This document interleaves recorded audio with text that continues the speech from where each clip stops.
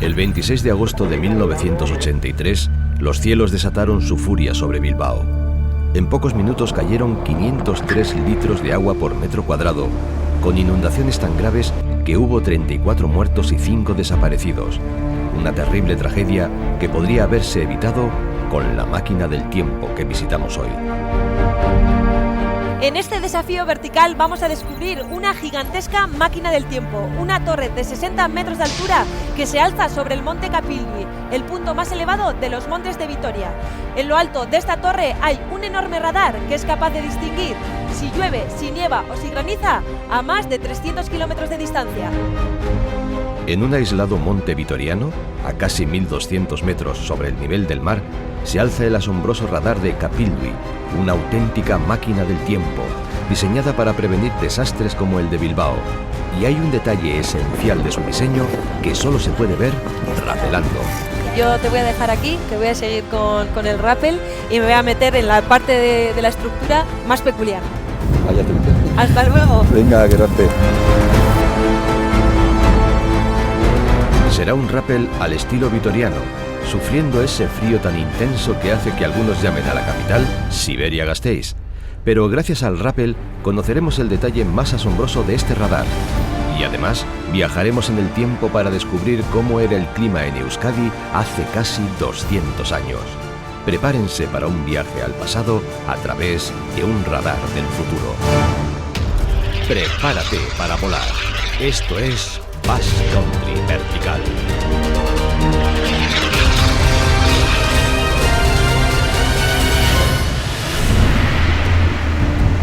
Horas antes de las trágicas inundaciones de Bilbao, las predicciones del tiempo anunciaban tan solo tormentas dispersas.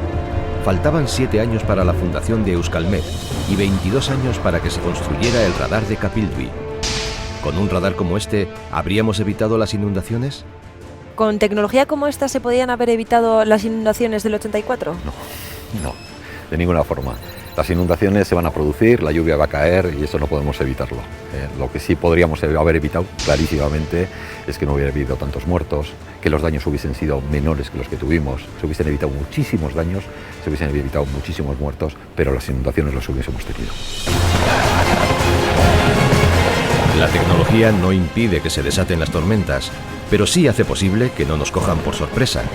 Por eso, hoy en día, una tormenta como la que inundó Bilbao la veríamos venir con 4 horas de antelación gracias al radar de Capilvi. Pues a mí me gustaría saber cómo funciona esta tecnología que tenéis aquí. Aurrera, para adentro. La torre se inauguró en el año 2005 tras una inversión de 5 millones de euros. Y la clave de su éxito está en la difícil combinación de altura y rigidez. Una torre tan alta que está midiendo tan lejos, está midiendo hasta 300 kilómetros de longitud, ¿no? A nada que se mueva con el viento, ya lo que estás midiendo no sabes dónde está, si luego está moviendo el viento. Entonces es una estructura muy rígida. Para que las previsiones sean más exactas. Para que lo que estamos midiendo de dónde está lloviendo sea más exacto. Porque si no, pues a 300 kilómetros, a nada que se moviera la torre, nada, medio gradito, se movería 20 kilómetros de un lado para otro. Entonces tiene que ser muy rígido y que moverse muy poco en situaciones de viento. Entonces las cosas muy rígidas tienden a romperse. Entonces para que no se rompa, pues se han montado ahí un montón de cosas que están flotando, ¿no? para evitar ese movimiento. Y la verdad es que sí, tiene una forma muy peculiar que es para reducir ese movimiento pendular. ¿Podemos entrar dentro? Vamos para arriba. Todos los edificios de gran altura están diseñados para moverse cuando sopla el viento. Es un truco de supervivencia que los arquitectos han copiado de las plantas, mecerse levemente para no romperse. Pero ese truco no vale para la torre de Capilvi, y para ser firme sin romperse hay que usar trucos nuevos que solo pueden verse desde arriba. Pues ¿Con ascensor? Con ascensor, sí. Es el equivalente a 12 pisos. Entonces, sí. Subir esto sin ascensor, pues sí. En la obra ya tuvimos que subir muchas veces y la verdad es que aquí en invierno, cuando está todo lleno de hielo, todas las paredes con una capa de hielo y a muchos grados bajo cero, la verdad es que no, sin ascensor sería una situación bastante dura. Estamos a 1200 metros de altura y en 1200 metros de altura pues al final hace mucho frío, mucha nieve y puede haber bastante hielo aquí dentro. Entonces todo lo que tenemos en estos últimos pisos ya está en una zona en la que está más climatizada. Aquí cuando tuvimos que subir todo este material y hacer la obra fue además el año en el que tuvimos 7 nevadas inmensas, cayó nieve a manta, tuvimos una cantidad de problemas impresionantes. Para hacer ya la cimentación ya empezamos con problemas muy gordos con todas las nevadas que tuvimos. Porque además está en la punta del monte y el acceso, imagino que con nieve será bastante complicado. Pues sí, la verdad es que aquí hemos venido algunas veces y con 2 metros de nieve. Ha habido aventurillas momentos duras, tenéis. pero es bonito también. Sí, o sea, sí. su cosilla. En Basque Country Vertical también comprobamos lo difícil que puede ser llegar hasta Capildui. Estas son imágenes de nuestro primer desplazamiento al radar, cuando tratábamos de preparar este programa y tuvimos que dar media vuelta por el exceso de nieve y por los árboles caídos que obstaculizaban el camino.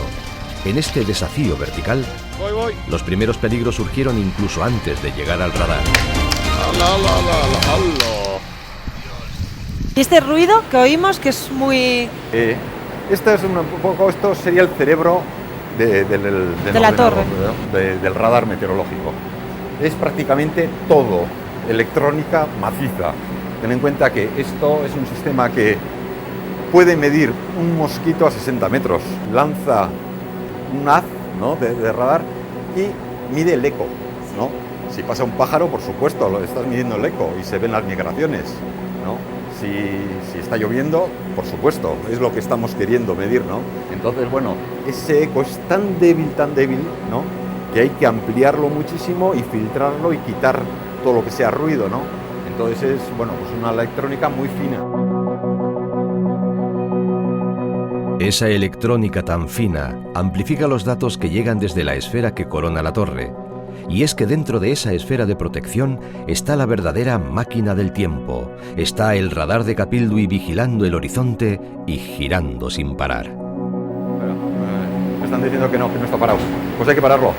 Páralo y ponlo en posición porque tiene que subir ella. Ahora mismo está parándolo. Está parando el sistema, hay una antena arriba que está girando y esa antena, claro, son 6 metros de diámetro. Si entrásemos arriba y asomamos la cabeza, nos lleva la cabeza por delante. O sea, entonces hay que pararlo y hay que pararlo en unas determinadas posiciones para luego poder subir a la punta. Pero aún parándolo, las de Leguraldi hoy van a poder dar la predicción bien, ¿no? Sí, la predicción es una predicción a corto plazo, a muy corto plazo. Es para saber lo que está pasando y lo que va a pasar en la próxima hora, próximas 2 horas, pero no sirve para saber lo que va a hacer mañana. Es más para vigilancia que para predicción. Una pena, porque te iba a preguntar a ver qué iba a hacer estas vacaciones. Enseguida subiremos al interior de la esfera, descubriendo el verdadero aspecto de esta máquina del tiempo. Pero antes, descubramos las increíbles vistas de Capildui. Bueno, ¿qué vistas? Impresionante. La verdad es que los días que está la atmósfera clara, fíjate, aquel es el San Lorenzo, ¿eh? O sea, que estamos viendo ahí... Hemos tenido suerte hoy. Toda la zona de La Rioja. Hay Vitoria, por ejemplo, pues está casi a los pies. Toda la Sierra de Badalla, Orduña, Oíz, Gorbea, el Lamboto. Se ve casi todo Euskadi aquí, ¿no? Se tiene que ver todo Euskadi, porque si no vemos todo Euskadi, pues al final este aparato no serviría para nada.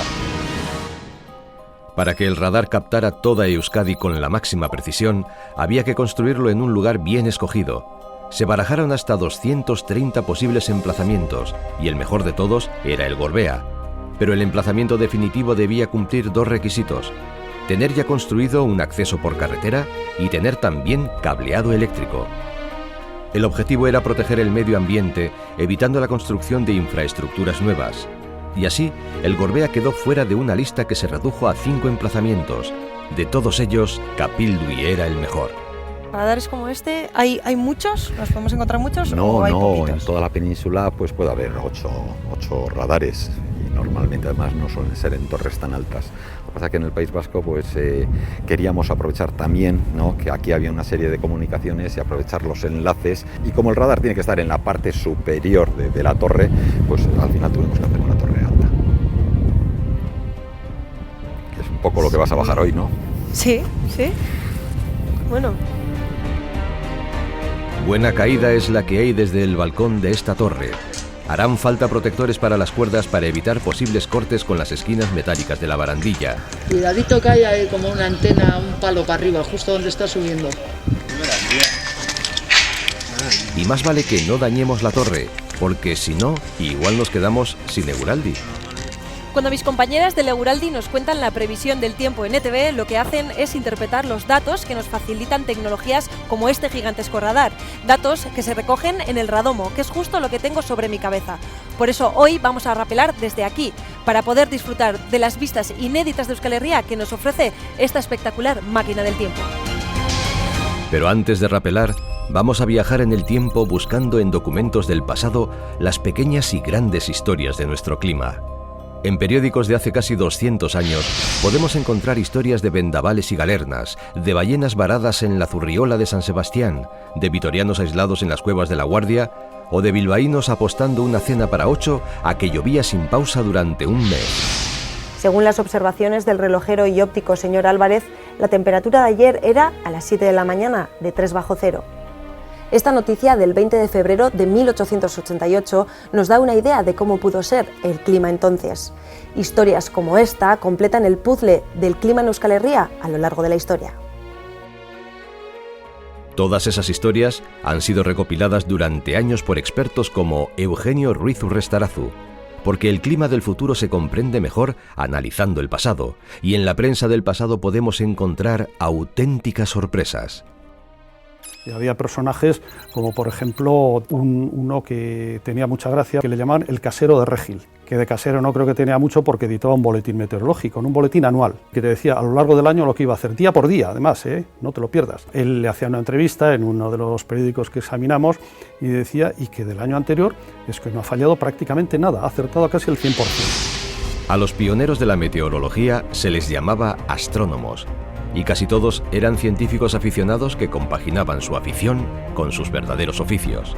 El más famoso de aquellos astrónomos era el padre Orcolaga, que desde su observatorio de Igueldo predijo la terrible galerna del 12 de agosto de 1912, un día negro para los marinos de Vizcaya, que dejó un saldo de 160 muertos, casi todos arrantzales de Bermeo. Sin embargo, en Guipúzcoa no murió casi nadie, y la prensa del pasado nos puede ayudar a resolver el misterio.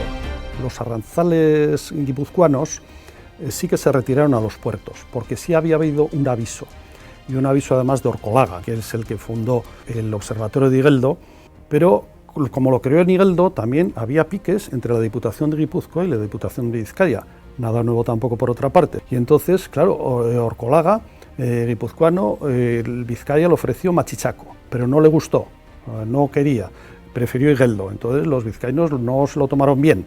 Pensaron que porque el primer observatorio científico y serio que se iba a montar en Guipúzcoa y no en Vizcaya, cuando iban a pagar las dos diputaciones.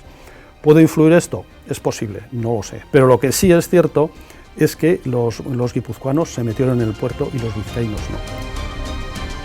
Las viejas noticias de prensa indican también que los marinos de Bermeo habían recibido en aquella campaña muchos avisos falsos de galerna, y cuando llegó el aviso correcto no lo tomaron en serio. Nos hemos dado cuenta, ¿no?, a lo largo de esta investigación, que lo que se pensaba hace 150 años, más o menos, que es cuando empezamos, hasta la actualidad, que la gente sigue pensando más o menos lo mismo. Y entonces, esta idea de que ya no son los inviernos como eran los de antes, esto te aparece desde el primer momento. Te podría sacar citas, pues no recuerdo el año, pero bueno, podrían ser 1870 y tantos, y es lo que dice hoy, más o menos. Es que ya los inviernos no son como lo que eran, es que antes hacía frío y ahora no hace, antes llovía cuando era el tiempo y ahora no llueve, etcétera. Es decir, lo mismo que se está oyendo hoy día se oía ya en aquel tiempo, sin entrar en el tema del cambio cambio climático, que es otro tema un poco distinto. En casi 200 años de prensa escrita, hay ciertas opiniones sobre el clima que no han cambiado nada. Estoy recordando así de memoria de algún periódico que ponía en Vitoria: tenemos 12 meses de invierno, todo el resto es verano.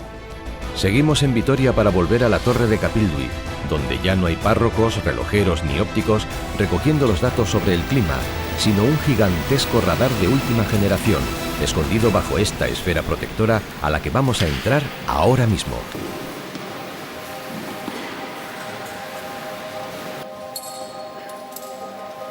Es que casco. Zergatik. ¡Wow! Una payera.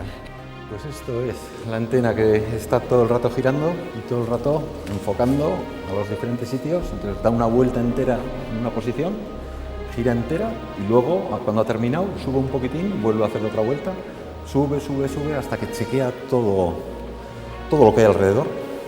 Lo más portentoso del radar es que puede distinguir unas precipitaciones de otras, sabe cuándo hay nieve, lluvia o granizo, pero ¿cómo consigue saberlo? Si hay una gota grande que está cayendo, por efecto del rozamiento, se aplana, se queda como una especie de lenteja, ¿no? La gota de la lluvia. Entonces, cuando lo mides así, tiene poco eco, y cuando lo mides así, tiene más eco. Entonces, de esa forma distinguimos si una cosa es granizo, si es nieve, si es agua. El radomo es la pelota de fútbol esta, ¿no? Es el tejado de este edificio. Si no estuviese esto, pues se mojaría todo esto, entraría el agua en toda la torre. Entonces es el tejado y hace las funciones de ir protegiendo sobre todo la antena, que no esté mojada la antena, que la antena esté en seco. Esta antena tiene 6 metros de diámetro, 6,1, y el radomo 9. Entonces es más grande que cualquier piso, un piso normal. No, o sea es enorme, es enorme. ¿Y se podría subir arriba? Sí, si vas con seguridad, sí. Seguridad no me Toda. falta. Igual, otra cosa sí, pero seguridad. Sí.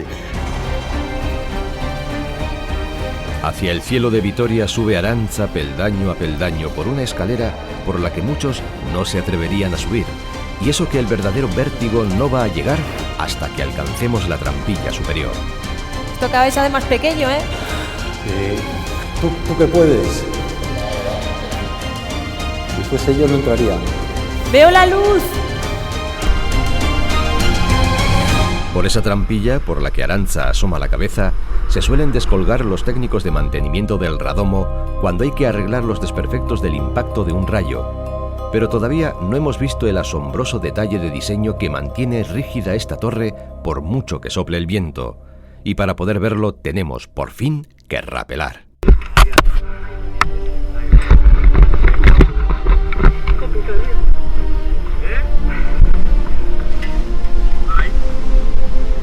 Esta estructura ha soportado el impacto directo de los rayos. No se mueve ni un milímetro por mucho viento que haga y por eso vamos a bajar para ver de cerca por qué es tan firme.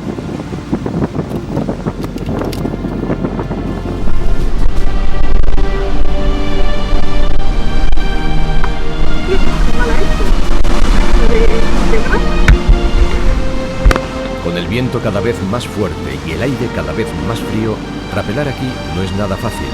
Si el invierno tuviese corazón, sus latidos surgirían de Capildui, pero ni el más fuerte pálpito movería esta torre un milímetro. Parece casi atornillada en el suelo, y el secreto de su rigidez está precisamente en esa gigantesca espiral que convierte a la torre en un tornillo de gigantes. En esa rosca está el secreto de la torre de Capildui.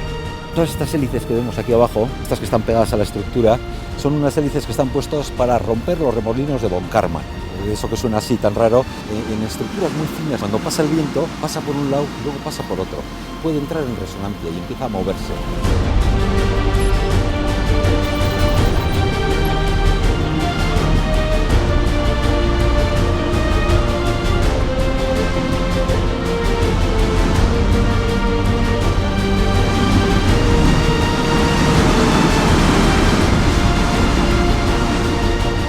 Para romper ese tipo de vibraciones, ese tipo de movimiento, se pusieron todas estas hélices, ¿no?, que le da una singularidad a la torre, y además ahí arriba también hay un aro que está colgando y que si se mueve la torre, él se mueve de forma diferente a la torre, le quita ese movimiento, con lo cual al final es verdad, se mueve poquísimo. para ser una torre de 50 metros de altura, pues la verdad es que tiene un movimiento muy pequeño. Muy bien, pues Antonio, pues nada, yo te voy a dejar aquí, que voy a seguir con el rappel y me voy a meter en la parte de la estructura más peculiar. Vaya tú. Muy bien, hasta luego. Venga, gracias. Ahí está el secreto de Capildui, enroscado a la torre, atornillándola al suelo y permitiendo que el radar que corona esta construcción sea quizás el más preciso y el más fiable de toda Europa.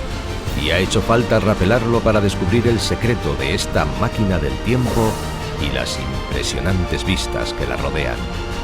Así vemos la torre de Capildui y la impresionante belleza que la rodea en Basque Country Vertical.